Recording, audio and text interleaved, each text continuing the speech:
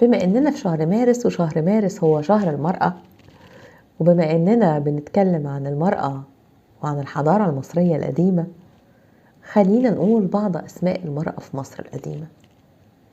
دوات نفرت يعني الصباح الجميل.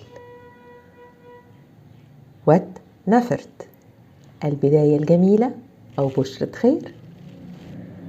حنوت سن يعني ستهم. سات مرت حبيبة أبوها. نفرت إتي الجميلة آتية. بنر أي العسلة. سمرت الونيسة.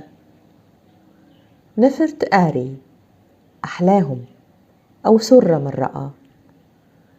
عاد مرود أي عظيمة المحبة.